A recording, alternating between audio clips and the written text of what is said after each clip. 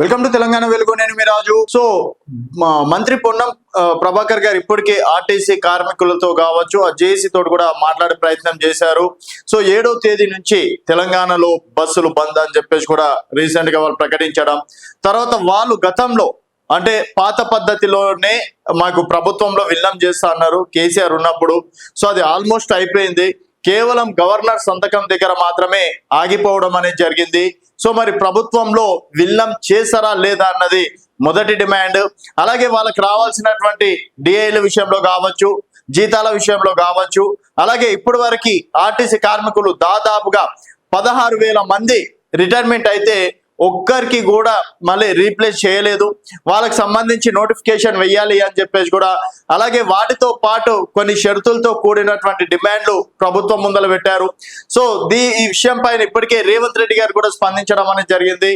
So ఇప్పుడిప్పుడే RTC కోలుకుంటుంది, అలాగే ఆర్టీసీలు లాభాల బాట పడుతుంది.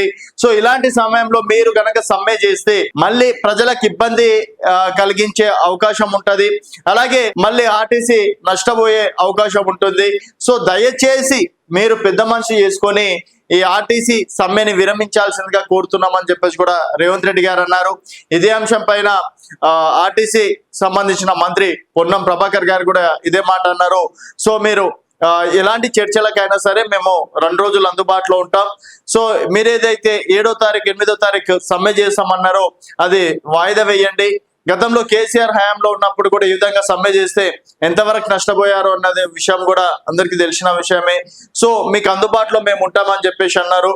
మరి ఇప్పటికే ఆర్టీసీకి సంబంధించి కార్మికులు కావచ్చు, యూనియన్ లీడర్లు జేసీ వాళ్ళు ఏమంటున్నారు అంటే మా డిమాండ్ ఓకే చేస్తామని మాకు చెప్పండి, ఎప్పటి వరకు చేస్తామన్నది దానిపైన మీరు క్లారిటీ ఇవ్వండి, డెఫినెట్ గా విరమిస్తామని చెప్పేసి కూడా ఓ మాట చెప్పడం అనేది జరిగింది.